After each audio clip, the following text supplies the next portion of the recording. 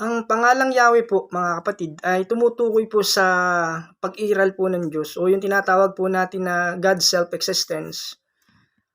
Then, ang pangalang ito o yung pangalan ng Diyos na ginamit ay sumasalamin naman po sa kanyang pagkatao na ang Diyos ang siyang tanging may sapat na pagkatao na ang Diyos lamang, siya lamang ang may buhay sa kanyang sarili. At ito yung mahalagang kahulugan na tinatawag po natin na tetragrammaton. Sabi po ng Exodus chapter 3 verse 13 to 15, doon po ay pinapakilala po ng Diyos ang kanyang sarili sa nagniningas na maliit na puno o burning bush kay Moses. Sinabi niya, bilang ako'y ako nga at ako nga sa 3:14 ng Exodus. Okay, so meron pong maliit na nagniningas na puno, apoy na maliit, yung burning bush. Ito po ay isang klase ng halaman na kung saan mas maliit kumpara sa puno na marami po itong mga sanga, ano po. At pinapakita po doon yung burning bush, nagre-represent po ito ng God's intention to destroy sin. Yung pong symbolism po ng burning bush. Sabi po ng isang article from Milan cited in Langston. At sinasabi po na ang pangalang ito, yung Panginoon o yung Yahweh, ito po yung pangalang itatawag sa ating Panginoon o sa ating Diyos magpakailanman, ayon po sa Exodus 3:15. At bagamat ang pangalang ito ng Diyos ay kilala bago ang panahon na kung saan nakita ni Moses ang nagniningas na maliit na puno. Halimbawa po sa Genesis chapter 4 verse 26, sabi po, si Seth ang ama ni Enos noong nagsimulang tumawag sa pangalan ni Yahweh ang mga tao sa kanilang pagsamba. Then sa Genesis chapter 5:29, sabi po dito sa verse na ito, mula sa lupang ito na sinumpa ni Yahweh, ipinanganak ang lulunas sa lahat ng ating mga pagpapagal at paghihirap, kaya't Noe ang ipinangalan niya sa kanyang anak. Right, then sa Genesis 9:26, sinabi rin niya, purihin si Yahweh, ang Diyos ni Shem. Okay, another one, sa Genesis 14:22, sumagot si Abraham, sumumpa ako sa harapan ni Yahweh, ang kataas-taasang Diyos na lumikha ng langit at lupa. So pagpapakita lang po na yung mga verses na ito, yung salitang Yahweh o yung Panginoon ay kilala na po ng mga nauna pong mga ninuno po natin nung panahon pa sa Book of Genesis. Okay, kay Shem, kay Abraham, kay Noe, kay Enos. Then doon na nga po sa panahon ni Moses nagpakita sa kanya si Yahweh. Ganon din nagpakita po ang ating Panginoon, ang ating Diyos kina Abraham, Isaac at kay Jacob bilang makapangyarihang Diyos. Pero subalit sabi niya, ngunit hindi ako nagpakilala sa kanila sa pangalang Yahweh. At ito po naman ay binanggit sa Exodus chapter 6 verse 3. Okay. So ang paliwanag po doon kung bakit di po siya nagpakilala sa pangalang Yahweh, sapagkat nung mga panahon na yon, itong mga patriarka ng Diyos, hindi na tunay na naiugnay sa Diyos ng may lubos na pangunawa na Yahweh ang kanyang pangalan.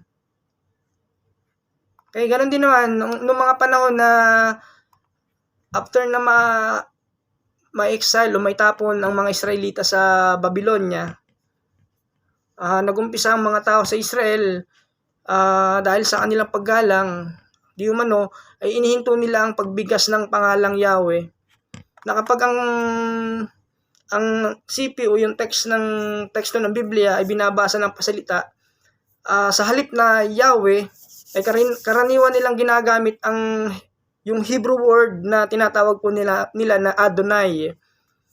At ganoon din naman, iginagalang naman po ng mga translator ng Word of God ng Old Testament, tinatawag pong Greek Septuagint, kasi yung pong Hebrew, tinranslate po nila sa Greek.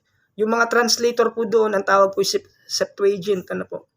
Sila po yung mga nagsulat, mga writers ng New Testament, but they are all under the inspiration ng Holy Spirit.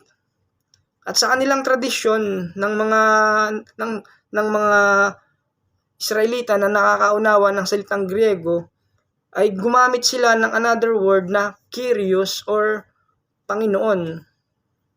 So, yun po yung naging history po ng paggamit po ng mga words, pagdating po dun sa salitang Yahweh, then yung Adonai, then yung Lord, yung Kyrios or yung Panginoon. Okay. And meron pong another system, may isa pong sistema ng pagtuturo ng lengguwahe po ang mga Hebreyo sa Israel. Ang tawag po doon ay Masoret. Ito po isang sistema ng pagtuturo ng patinig para sa Bibliang Hebreyo po, no? Na kung saan itinuturo nila yung YHWH gamit ang mga patinig mula sa pangalang Adonai. So again, ito pong Masoretes, ito po yung grupo ng mga Jew, ang mga skriba na mga Hudyo na tumutulong po sila para manatili o ma-preserve po yung text o yung Word of God, yung Bible ng Old Testament. Okay, galing po sa Lumang Tipan. At itong mga grupo ng Hudyo na ito, ayon sa kasaysayan, yung salita ng Masorete ay nagmula sa sinuunang salitang Hebreo, okay, na kung saan ay tumutukoy sa obligasyon ng mga Hudyo na tuparin ang tipan sa Diyos. Okay, bilang karagdagan po ito, yung kahulugan po ng Yahweh ay mahalaga para sa theology, na kung saan ito pong salitang ito ay nagmula sa pandiwang Hebreo para sa pagiging, ang words po na ginamit ay Haya, Hayah. Ang pangunahing kahulugan po ay Yahweh, or siya ay, or He is, o sabi niya is siya ay, or He will be. Sa English naman po yun. Kumbaga po, pinapahiwatig po ng pangalan ng Diyos ay tunay na dalisay at ganap na may sapat na kakayanan para sa kanyang sarili. Okay. So yung kanyang pangalan na Yahweh ay pagpapahiwatig na siya ay walang simula, walang katapusan, at palaging mananatili kailanman yung kanyang presensya po, yung kanyang presence.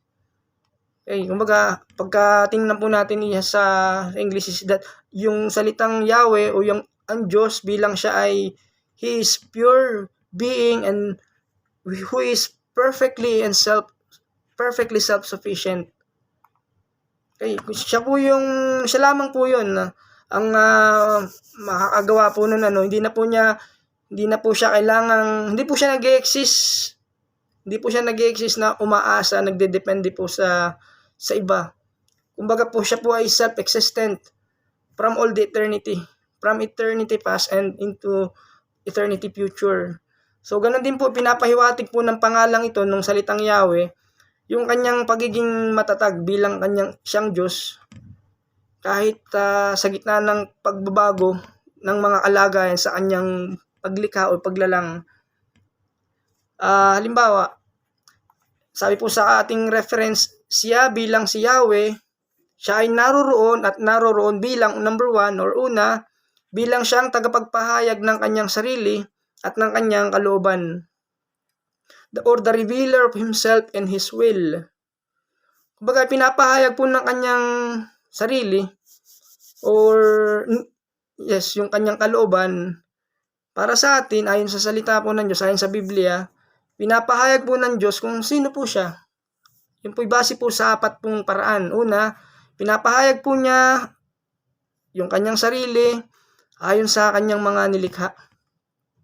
Sa Romans chapter 1 verse 19 to 20, sabi po, the heavens proclaim the glory of God, the skies display His craftsmanship, day after day, they continue to speak, night after night, they make Him known.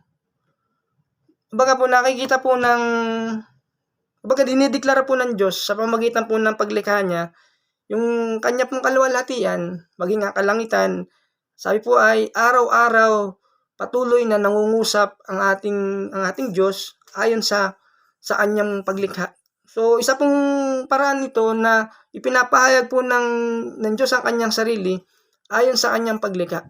Pangalawa po ay yung pagpapahayag po ng Diyos kung sino po ang Diyos, sino po siya, ay isinulat po sa ating mga puso or written on our hearts. Sapagkat ang lahat po ng tao ay binigyan po ng budhi, ng conscience.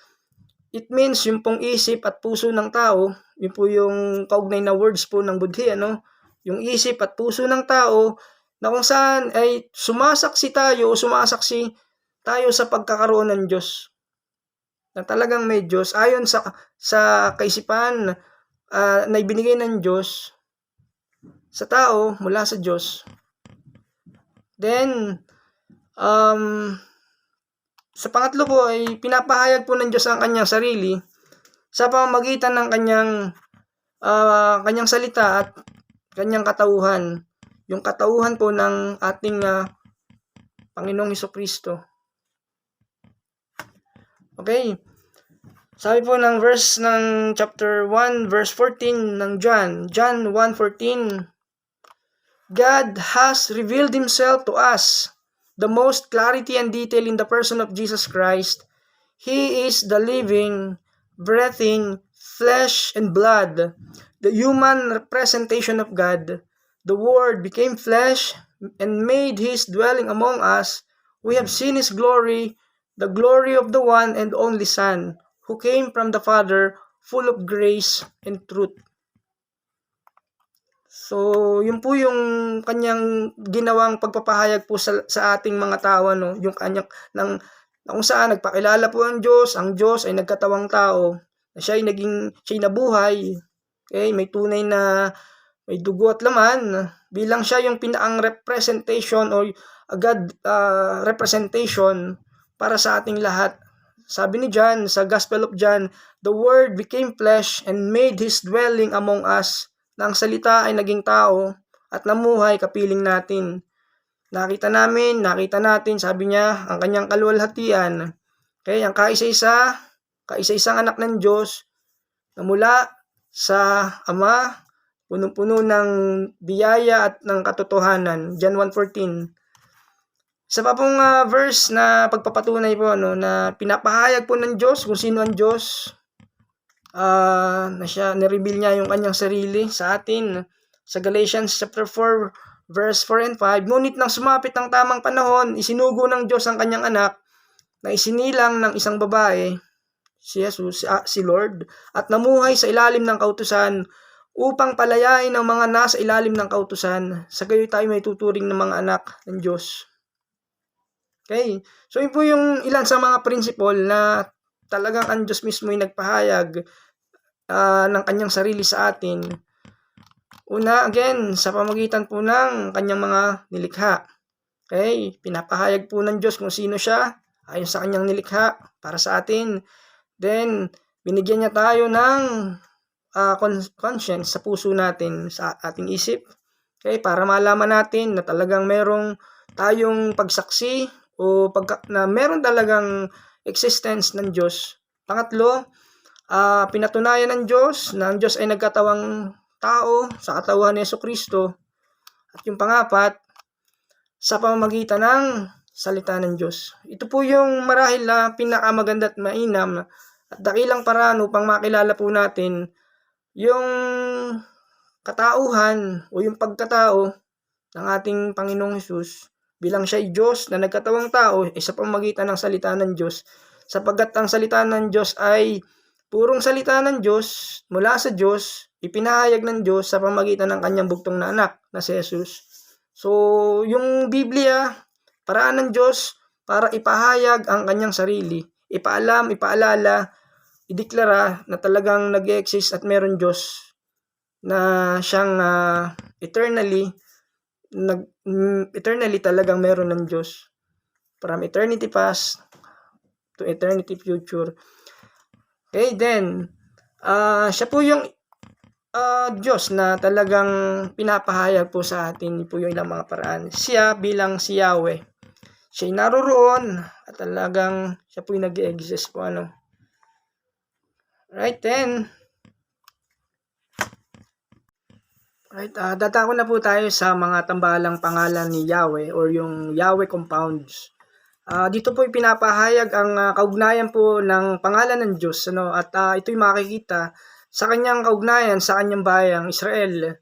Ito ay makikita sa pamamagitan ng pinagsama-samang anyo o forma na kung saan makikita ang kanyang pangalan sa banal na kasulatan. And first is yung word na Yahweh Tsabaoth. Yahweh Tsabaoth means God is the Lord of hosts or armies. Ang meaning po nung the name Lord of Hosts, actually po ito po yung nag-occur sa Bible ng 261 times sa Old Testament sa scripture. Ang salitang host is a translation of Hebrew word Sabaoth meaning armies. Armies o hukbo sa Tagalog. This is in reference also to the angelic armies of heaven. Ang salitang ito o yung hukbo ay mula sa salitang Hebreo na Sabaoth na nangahulugang mga hukbo. Isang pagtukoy sa mga hukbong anghel ng langit o ng kalangitan. Isa pang paraan para sabihin o to say the word, the Lord of hosts is God of the armies of heaven. And then, the NIV version translate naman yung salitang Yahweh, Sabaoth, as the Lord Almighty o ang Panginoong makapangyarihan Diyos. Okay?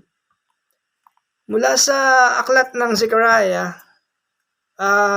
since binabanggit po ng Diyos o ang Panginoon ng mga hukbo o mga hukbo, siya ang Panginoon, siya ang Diyos, ay pinapakita po dito dahil siya ay noon, ngayon, at kung maging kung sino siya, na siya yung Diyos na lumikha, namamahala, siyang namumuno sa lahat, maging ang manghel bilang mahukbo ng langit. From Zechariah 4:6, then he said to me, this is the word of the Lord to Zerubbabel, not by might nor by power, but my spirit, says the Lord of hosts. Pinapasabi ni Yahweh na makapangyarihan sa lahat. Ang tagumpay hindi makakamit sa pamamagitan ng lakas ng hukbo o sariling kapangyarihan, kundi sa pamamagitan lamang ng aking espiritu. At ang kanyang alright, then, ganun din naman, siya ang Diyos, ang namumuno sa mga anghel bilang mga hukbo ng langit, ang ating Panginoon, ang ating Diyos. Right? Siya rin naman ang kanyang mga tao bilang kanyang mga hukbo. Kanyang ginamit o gagamitin upang may sakatuparan ang kanyang mga layunin sa kanyang paglikha o sa kanyang mga nilikha. Ang makapangyarihang Panginoon or the sovereign Lord of hosts, okay, ay merong biyaya na laging nariyan, yung biyaya ng Diyos para sa isang taong lumalapit sa Kanya sa pamamagitan ng pananampalataya sa Panginoong Hesukristo. Okay? The King of Glory o yung anghari ng kaluwalhatian na namumuno sa mga hukbo ng langit ay sa kalaunan ay tatalunin niya ang lahat ng kanyang mga kaaway sa mundong ito.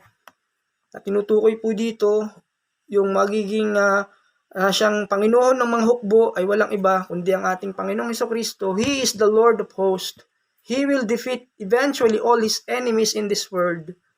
No other than our Lord Jesus Christ. From Revelation 19:11 to 20. Another way or name or Yahweh compound, yung tambalang pangalan ni Yahweh, is the word Yahweh Yireh. Yahweh Yireh means the God is the Lord who will provide or will see.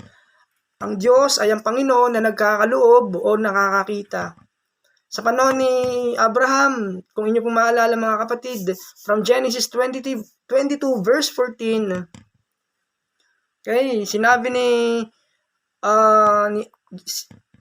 sabi doon sa verse, so Abraham called the name of that place, the Lord will provide. Okay, tinawag ni Abraham ang pangalan ng lugar na iyon, ang Panginoon ay magbibigay. Siya ang magbibigay, siya ang magkakaloob. And as it is said to this day, on the mount of the Lord it shall be provided. Sa bundok ng Panginoon ay ipagkakaloob. Sa panahon na iaalay, hiningi ng Diyos ang anak ni Abraham na si Isaac na ialay para sa kanya sa Diyos bilang sakripisyo dahil sa pananampalataya at pagmamahal ng Diyos, pagmamahal na ni Abraham sa Diyos, ibinigay niya si Isaac. Subalit ang sabi ni Abraham, ang Panginoon ay magbibigay. God will provide. There is the word, the name Jehovah Jireh. Jehovah Jireh. Okay, ang Diyos po ang nagkaloob, siya po ang nagbigay ng ram in replacement para kay Isaac bilang sakripisyo, sa sacrifice para sa kanya, para sa kanyang anak, bilang kapalit na sakripisyo. Si Yahweh ang nagkakaloob. Yahweh Jireh, Jehovah Jireh. Alright?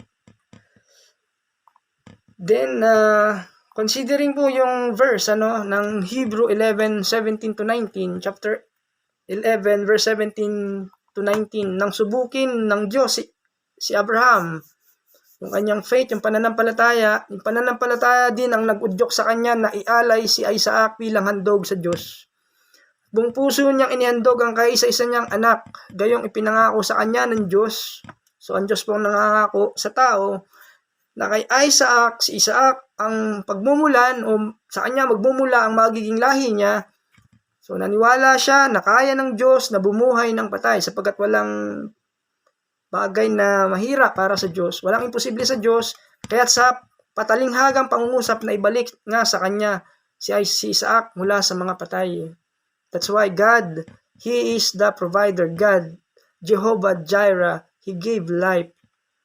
Okay, siya po nagliligtas ayon sa kanyang pangako na ibinigay niya, ganun din ipinangako niya sa atin sa mga mananampalataya, yung kanyang anak. Hindi po ba si Jesus? Same thing. Nangako rin po siya si Yahweh, si Lord, Jehovah Jireh. Okay, so nangako siya kay Abraham na magiging magpagmumula ng lahi ng Israel, ang kanyang anak. Dahil sa pananampalataya, nandun yung pananampalataya ni Abraham sa Diyos. Kaya ibinigay niya si Isaac. Subalit ang Diyos nagbigay po ng kapalit bilang siyang alay, yung ram.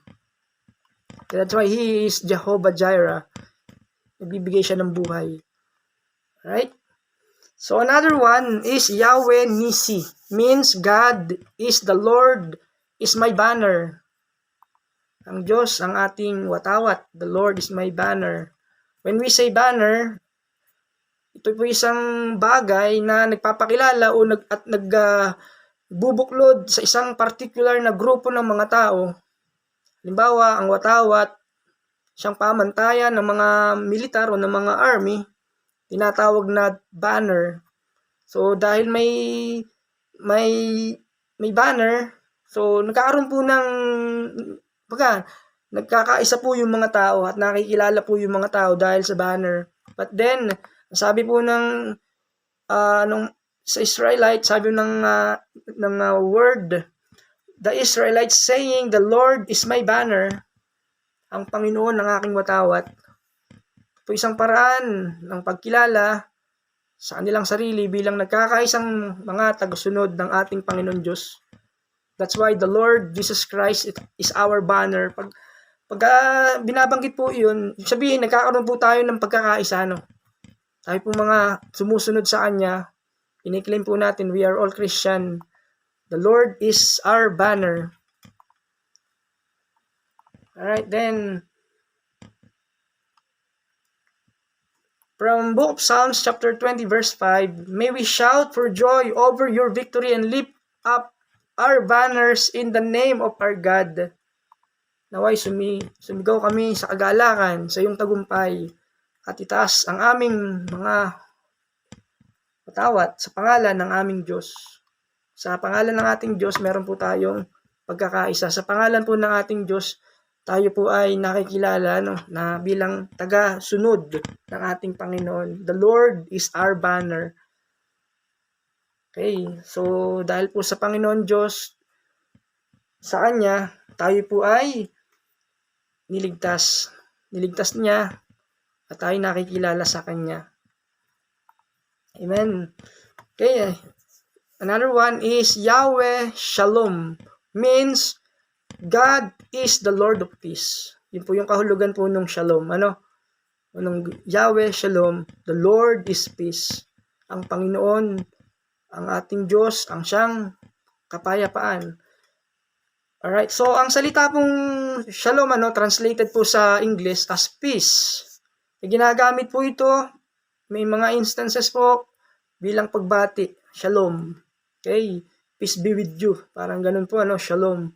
O minsan pag nagpapaalam po, farewell. Alright, so yung salitang Shalom, kumbaga ito po ay may mayamang kahulugan po sa mga Hebrew, Right? So, according to Strong's Exhaustive Concordance, ang salitang Shalom, it means completeness, soundness, welfare, peace. It is also translated as success and used as a part of inspired blessing in. So, it means, ang salitang Shalom, kabuuan, kagalingan, kapakanan, kapayapaan. Sinasalin din ito sa salitang tagumpay or success. Ginagamit bilang bahagi ng isang inspiradong pagpapala. Ito po ang verse na pwede po natin gamitin doon at ginamit sa 1 Chronicle chapter 12 verse 18. Then the Spirit clothed Amasai, chief of the 30, and he said, We are yours, O David, and with you, O son of Jesse. Peace, peace to you, and peace to your helpers, for your God helps you. How many times po natin narinig yung salitang peace? Okay. So, 1, 2, 3 times. So, ganun po binibigyan ng emphasis po yun,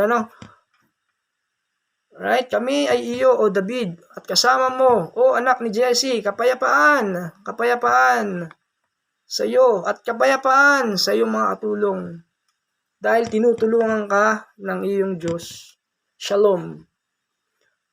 Alright? So, ganun po ginagamit po yung Shalom, yung word. Naan ko po ito bilang, again, yung panlabas na kapayapaan sa pamamagitan ng dalawang tao, dalawang individual, even dalawang bansa. Okay, ito po yung panloob din na pakiramdam yung kapayapaan sa kalooban, sa loob ng isang tao, sa isang individual. Sa Isaiah 54, sinasabi po doon, dinidescribe po doon, itong phrase na ito, bilang pangako po ng Diyos, ang walang hanggang tipan ng kapayapaan. Napakaganda po nun, Isaiah 54 verse 10. Maguguho ang mga bundok at ang mga burol, at mayayanig, ngunit ang wagas na pag-ibig ko'y hindi maglalaho, at mananatili ang kapayapaang aking ipinangako. Yan ang sinasabi ni Yahweh na nagmamahal sa iyo. Ako mismo ang magtuturo sa iyong mga anak. Sa Isaiah 54:13, sila'y magiging payapa at uunlad ang buhay. Napakaganda pong pangako ng Diyos. Okay? Yahweh Shalom. So, yun po yung isang compound name ng Yahweh. I mean, yung pinagsamang pangalan Yahweh by another word. So, the same time, sa Judges chapter 6 verse 24, okay, binanggit din po yun, one of the names of God is Yahweh Shalom. Yahweh Shalom, or the Lord our peace. That Jesus is called the Prince of Peace. Siya po yung prinsipe ng kapayapaan ng ating Panginoong Hesus. Yung makikita po natin sa Isaiah chapter 9 verse 6. So, ang tunay po ng kapayapaan, the true shalom, comes only from God. Sabi po ni Pablo sa Romans chapter 5 verse 1 and 3. Ito po yung bunga ng pagtanggap natin sa Diyos sa pamamagitan ng kanyang anak, sapagkat napawalang sala na tayo sa pamamagitan ng ating pananampalataya. Sabihin, napawalang sala, na-justify na tayo sa pamamagitan ng ating pananampalataya by faith. Mayroon tayong mapayapang ugnayan sa Diyos sa pamamagitan ng ating Panginoong Hesukristo. Sa pamamagitan ng pananampalataya kay Hesukristo, tinatamasa natin ang kagandahang loob ng Diyos. At tayo nagagalak dahil sa pag-asang tayo makakabahagi sa kanyang kaluwalhatian in His glory. Hindi lamang yan, ikinagagalak din natin ang mga kahirapang ating tinitiis dahil alam natin ito'y nagbubunga ng pagtsatsaga. So, hindi na po tayo kaaway ng Diyos. Okay? Because there is peace. No? Meron na pong kapayapaan. No? Meron na po tayong malayang ugnayan sa Diyos sa pamamagitan ng kanyang anak, sa pamamagitan ng dugo ni Jesus. Okay? Ang Diyos, ang Panginoon, siya ang ating kapayapaan. Ang Panginoon ay kapayapaan. Sa Kanya lamang matatagpuan ang tunay na kapayapaan. Kaya praise God. So another one is Yahweh Rui. It means God is the Lord, is my shepherd.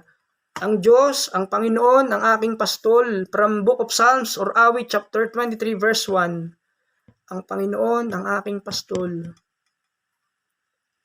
Sabihin po noon, ibibigay po ng Diyos ang lahat ng kailangan ng kanyang mga tao sa buhay na ito. Kanyang mga tao. Hindi po lahat ng mga tao. I mean, common grace, yes, lahat po ng tao nakaka-receive po ng grasya mula sa Diyos. Araw, liwanag, sinag ng araw, tubig, hangin, common grace.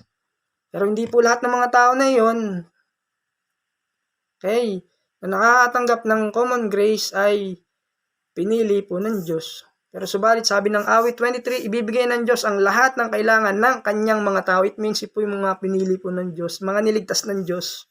Okay, mula pa man ang likhain ng sanlibutan. Mula saan? Sa kamatayan. Okay, ibibigay ng Diyos ang lahat ng kailangan ng kanyang mga tao sa buhay na ito. Sa kamatayan at magpakailanman, gagabayan at poprotektahan niya ang kanyang mga tao. Ito po yung pangako po ng Diyos. Okay, yun po hindi po magbabago po ang Diyos. Another one, Yahweh Tzidkenu, or means God is the Lord, is our righteousness. Ang Diyos ay ang Panginoon, ang ating katwiran. Siya ang ating katwiran, ang ating Diyos. Sabi ng Jeremiah 23 verse 6, dahil siya ngayon ay, at magiging kung sino siya sa hinaharap ay itatatag ng Diyos ang Mesiyas bilang haring David, at siya ay maghahari bilang hari at makikitungo ng may katalinuhan, magsasagawa ng katarungan at katuwiran sa lupain. Alright. Okay, pag-usapan po naman natin ngayon, mga kapatid, itong El, Eloah at Elohim. Ang mga pangalang Hebreyo na kagaya na El, Eloah at Elohim ay kapag ginamit sa tunay na Diyos or true God, ito po ay nagpapahiwatig ng pinakamataas na kapangyarihan at pinakamalakas.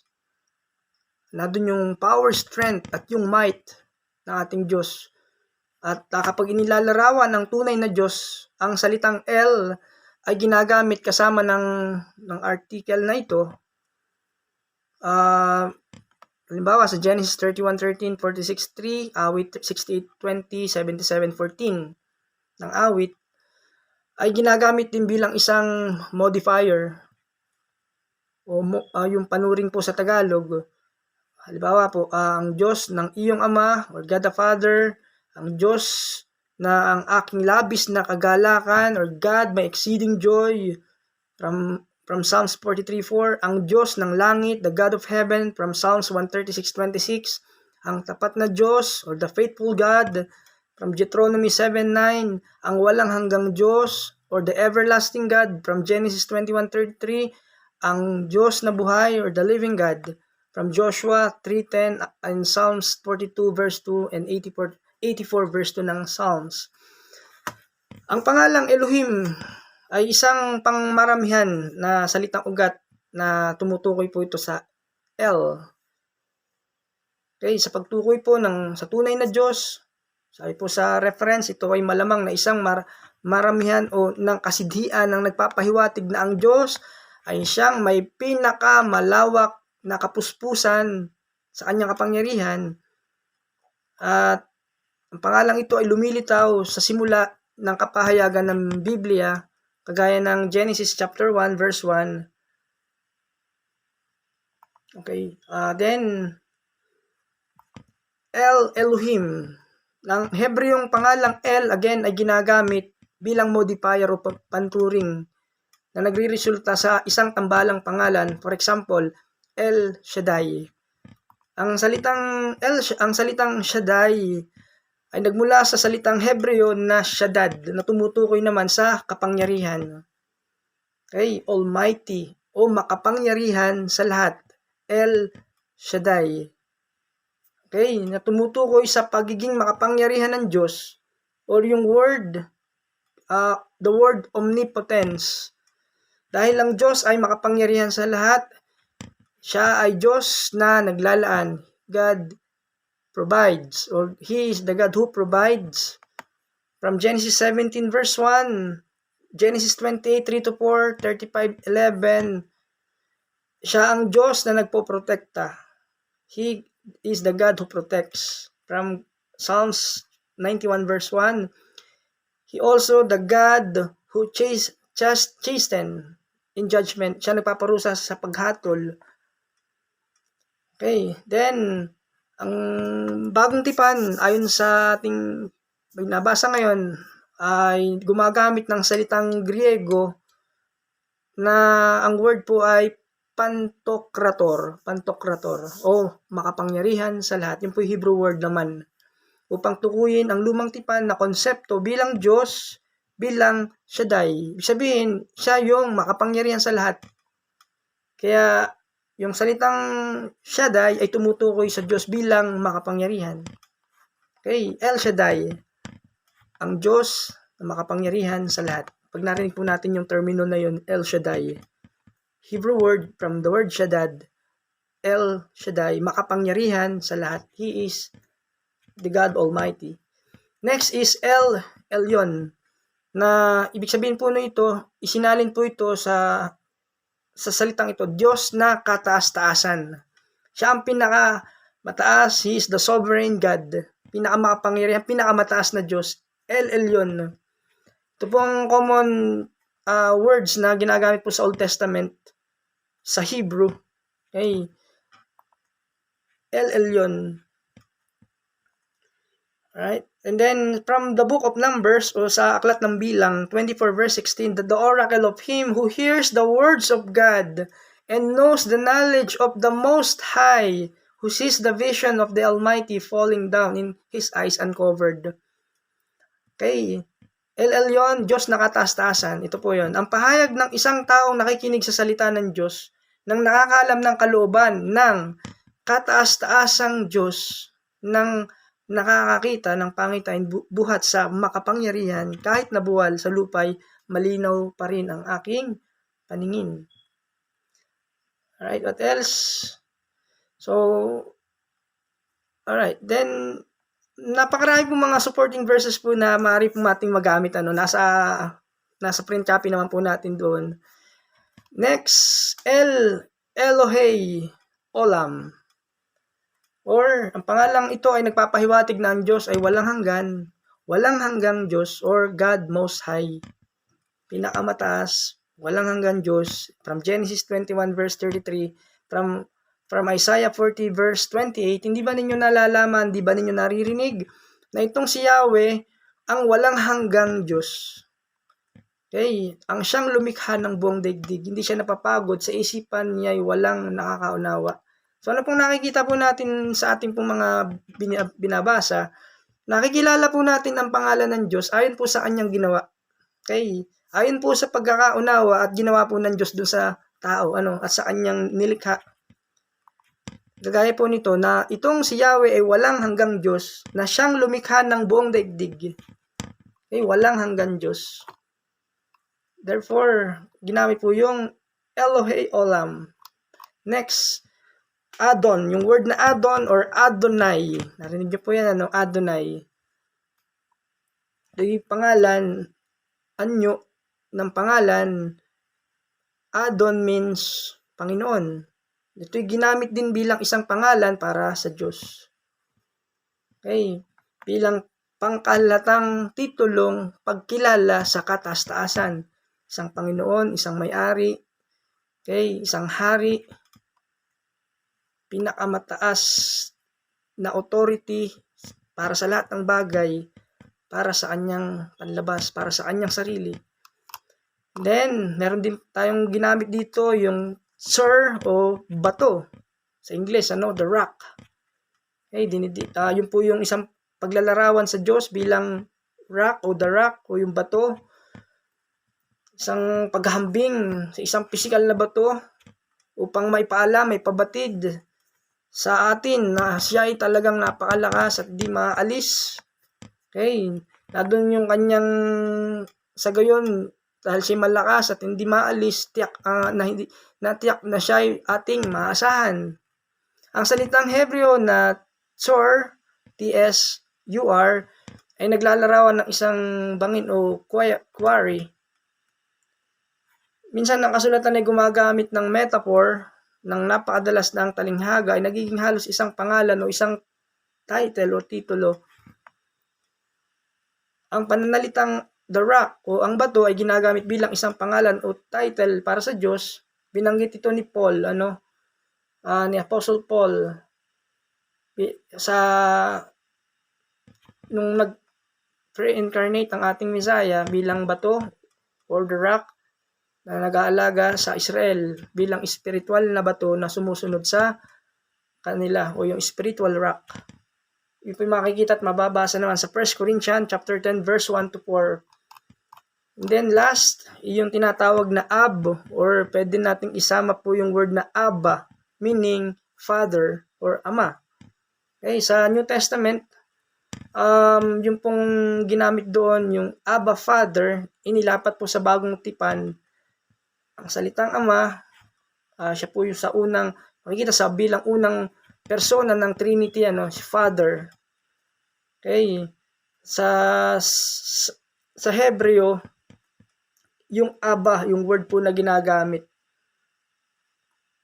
Okay, so pagdating po sa references pagdating po sa Abba o yung Father, makikita po natin yan sa mga reference po na nakatala po sa ating reference, sa ating pong kopya, Okay, so ang ama, pag ating pong itinuloy po yung pagbabasa natin, pagsasabi na ito, ang ama ay isang walang hanggang pangalan.